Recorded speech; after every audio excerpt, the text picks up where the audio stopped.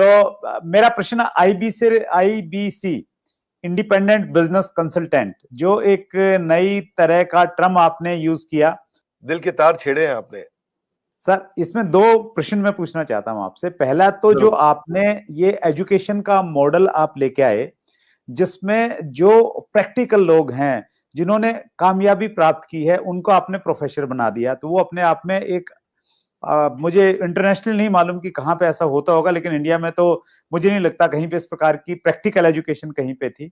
और उसके बावजूद जो आईबीसी मॉडल आप लेके आए कि आप लोगों के पास में जाइए और हर व्यक्ति को उसकी डिटेल जानकारी मिले कि कोर्स में क्या मिलेगा, तो इस बदली हुई परिस्थिति में सर आईबीसी मॉडल के लिए आप क्या स्कोप देखते हैं सर? देखो, सबसे पहले मैं बताना चाहूंगा आपको कि आईबीसी मॉडल जो है ना, उसमें मेरी सारी रेपुटेशन जुड़ी हुई है, उसमें मेरी साख जुड़ी हुई है, उसमें मेरी सारी क्रेडिबिलिटी जुड़ी हुई है। तो आईबीसी मॉडल कभी गलत ना चला जाए, कभी कोई गलती ना हो जाए, उसके लिए मैं सबसे ज्यादा जान लगाता हूं। क्योंकि अगर आईबीसी मॉडल में थोड़ी सी भी कमी रह जाती ना, तो लोग बहुत दुखी हो जाते। तो मैं क्या करता हूं, मैं फीडबैक से बहुत काम करते रहा हूं। We all need people who give us feedbacks. Feedback is a breakfast of a champion. So customer feedback के कारण ही उबर इंप्रूव किया है। सो कस्टमर को सेंट्रल पोजीशन पर रखना चाहिए। तो जो आईबीसी है हमारी कंपनी के सेंट्रल पोजीशन में है। आईबीसी एक मॉडल खाली सेल्स का नहीं, आईबीसी मॉडल है एक आदमी को, एक सोलोप्रेन्योर को, एक एंटरप्रेन्योर को एंटरप्रेन्योर की जर्नी पे कैसे लेके जाएं। क्योंकि सेटिस्फाइड कस्टमर आपके साथ रहेगा। तो हमने क्या किया, हम इस डेटा को बहुत स्टडी करना शुरू किया। तो हमारे जो आईबीसी बनते हैं, ज्यादातर उनकी एज है 15 साल से 35 साल के बीच में, ये लोग हमारे आईबीसी बनते हैं। और जब भी आईबीसी बनते हैं तो उसके बाद फिर जो है ना, the best way to look back is to get the feedback. तो मैंने फीडबैक पे काम किया, एनपीएस पे काम किया, नेट प्रमोटर स्कोर पे, लॉयल्टी स्कोर पे। और उस पर जब काम किया, जितना मेरा नेट प्रमोटर स्कोर, मेरा लॉयल्टी स्कोर, मेरे जो आईबीसी जितने मेरे साथ लॉयल रहेंगे, जितना मैं उनको अपने साथ में रोक सकूंगा, तो मेरे को सारी एक्यूरेट मेथोडोलॉजी बिल्ड करनी थी, यूनिवर्सल मेथोडोलॉजी बिल्ड करनी थी कि मैं फीडबैक लेते रहूं, उनसे बात करते रहूं। हमने अग्रवाल पैकर मूवर से भी सुना, सबसे सुना, हम सबसे देखते आ रहे हैं कि ग्रीवेंस मैनेजमेंट पे काम करना चाहिए। तो मैंने ग्रीवेंस मैनेजमेंट पे काम किया अपने आईबीसी के साथ में। क्योंकि कहते हैं किसी if you can't solve, find someone who can solve it quickly. तो मैं टेक्नोलॉजी बहुत बिल्ड करी। मैं बहुत ध्यान से सुनता हूं अपने सारे आईबीसी को कि मैं उनको कैसे आगे लेकर के जाऊं।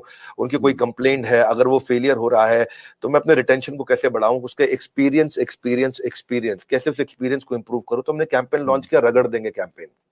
ये रगड़ देंगे कैंपेन का मतलब है तू आईबीसी ज्वाइन कर, तेरे को रगड़ देंगे, तेरे को इतना तराश देंगे। People don't care how much you know, they know how much you care. लोगों को इस बात की परवाह नहीं कि आपको जानकारी कितनी है, पर उनको जानकारी है कि आपको उनकी परवाह कितनी है।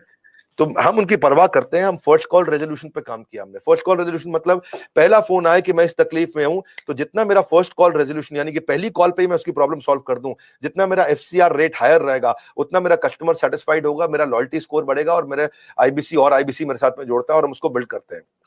तो इसको हमने नॉर्मल डायरेक्ट सेलिंग मॉडल की तरह नहीं रखा कभी भी। हमने इसको एक एंटरप्रेन्योरशिप, हम एक रियल कॉर्पोरेट की तरह इसको बिल्ड किया, सॉलिड कॉर्पोरेट की तरह।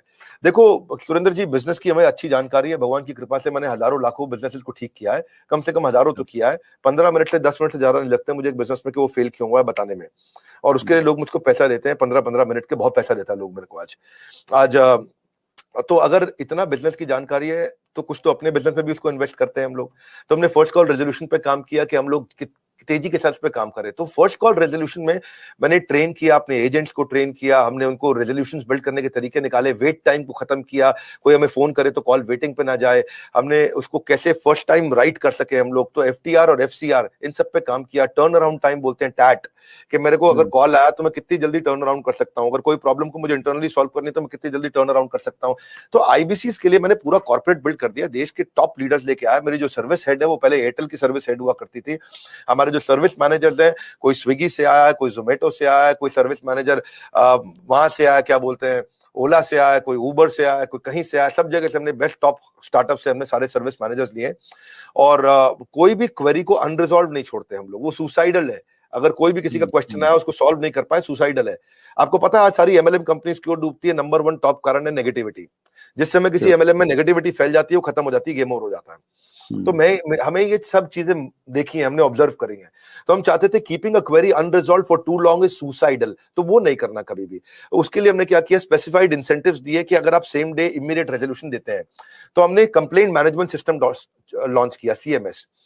कंप्लेंट मैनेजमेंट सिस्टम में सीएमएस के अंदर कोई भी सजेशन, कोई भी फीडबैक, कोई भी क्वेश्चन, कोई भी कंप्लेंट वो देगा तो हम उसको तुरंत रिजॉल्व करेंगे। मैंने लॉन्च किया था इसको अगस्त सितंबर के अंदर। उस समय मेरे पास 7,500, 8,000, 9,000, 10,000, 15,000 फीडबैक्स, क्वेश्चंस, कंप्लेंट्स या सजेशंस पेंडिंग रहा करते थे। लेकिन हमने क्या किया, उसको तेजी से हमने काम किया, उस पर लीडरशिप बिल्ड करते गए। इसके लिए पूरा सर्विस सेंटर बड़ा क्रिएट कर दिया, लोगों के कोर्सेज, हमने ये देखना शुरू किया कि कहां कहां बड़ी टिकट्स आ रही है, कौन कौन से बकेट्स हैं, उन बकेट्स को हम कैसे रिजॉल्व करें। उसके हमने फीचर्स बहुत जबरदस्त बनाए सीएमएस के। और फिर क्या हुआ, फिर हमने देखा ऐसा करते करते जब भी आए क्राइसिस तुरंत बना दो प्रोसेस। क्या रूल होता है जी सुरेंद्र जी, कि जब भी आए क्राइसिस तुरंत बना दो प्रोसेस। तो हर क्राइसिस के अगेंस्ट प्रोसेस बना दो भाई। एक दिक्कत आई, क्राइसिस आया था तो ऐसा प्रोसेस बना दो कि दोबारा ना आए। एक क्राइसिस आया, ऐसा प्रोसेस बना दो कि दोबारा ना आए। एक उसने शिकायत करी तो ऐसा प्रोसेस बना दो कि दोबारा शिकायत ना करे। मैं स्टूडियो में बैठा हूं, मेरे साथ में टीम काम कर रही है, अभी मान लो कोई यहाँ पे शिकायत आती है कि भाई इधर मच्छर बहुत है, तो वो ऐसा प्रोसेस बना दे कि अगली बार मच्छर ना मिले यहाँ पे भाई, कम से कम पहले ऑल आउट वगैरह जो भी लगाना हो आपको भाई। यहाँ पे अगर लाइट ठीक नहीं आ रही चेहरे पे तो ऐसा प्रोसेस बना दो कि चेहरे पे लाइट ठीक आए। तो जब आए क्राइसिस तुरंत बनाओ प्रोसेस। तो कई बार क्या होता है, बनाते बनाते हमने 750 प्रोसेस बना दिए। कितने? अच्छा, 750 प्रोसेस और पॉलिसीज हमने बना दिए। लेकिन फिर भी क्या होता है, कई बार कोई ऐसी नई समस्या निकल के आती है, टीम बड़ी है, ऑर्गेनाइजेशन बड़ी है।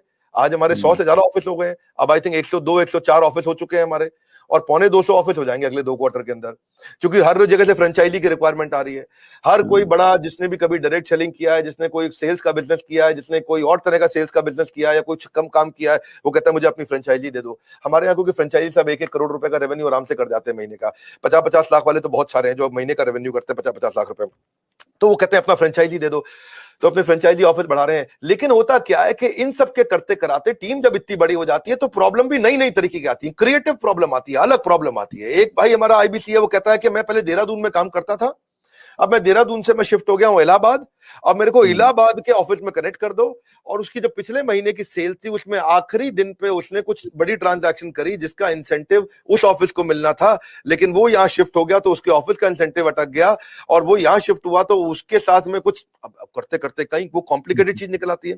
तो 751वां प्रोसेस चाहिए इसके लिए, 752वां प्रोसेस चाहिए, ये 753वां नया क्राइसिस आया है, तो उस क्राइसिस के अगेंस्ट नया प्रोसेस चाहिए। तो हमने नया टीम बना दिया, उसको बोलते हैं E cube, empathetic execution of exception. E empathy मतलब परानुभूति, सहानुभूति के साथ। एग्जीक्यूशन मतलब तेज फटाफट डिसीजन। एक्सेप्शन मतलब ऐसी चीज का जो पहले कभी आई नहीं। सो एम्पैथी, एग्जीक्यूशन, एक्सेप्शन, ये 3 चीज को हम बोलते हैं E-क्यूब। तो उसके लिए हमने टीम बनाई। इस टीम के अंदर हमने फाइनेंस, टेक्नोलॉजी और सर्विस के लोग हैं। कहीं पेमेंट का इशू है, कहीं टेक्नोलॉजी का इशू है, कहीं सर्विस का इशू है, किस चीज का इशू है, कहीं लर्निंग एंड डेवलपमेंट का इशू है, कहीं सेल्स की कैपेबिलिटी का इशू है, किस चीज का इशू है। तो हमने एक टीम बनाई, और जैसे ही कोई नई प्रॉब्लम आई 4 घंटे के अंदर नई पॉलिसी तैयार करेंगे, नया प्रोसेस तैयार करेंगे, और 4 घंटे के अंदर उसको सोल्यूशन देंगे। हमारे यहाँ रूल है, अगर पूरे दिन के अंदर वर्किंग आवर में किसी भी समय कोई भी complain, suggestion, feedback, question, discussion हो गया तो शाम को 7 बजे से पहले या एंड ऑफ द डे तारीख बदलने से पहले पहले उसी दिन के अंदर कितना भी कठिन क्यों ना हो सॉल्व करना है। तो मेरा जो फीडबैक स्कोर हुआ करता था शुरुआत में वो बहुत लो था, वो हमने फिर उसको इंप्रूव किया। आज आपको जान के खुशी होगी, पिछले 2 क्वार्टर से मैं अपने फीडबैक स्कोर को 98% पे मैनेज कर पा रहा हूं। यानी कि 98% का फीडबैक हमारा ऐसा है 5 स्टार, और बाकी 2% है, कोई 3 स्टार 4 स्टार भी देता है, और कोई कम भी दे सकता है। तो वो हमारे लिए फिर नया प्रोसेस बनाने की संभावना आ जाती है।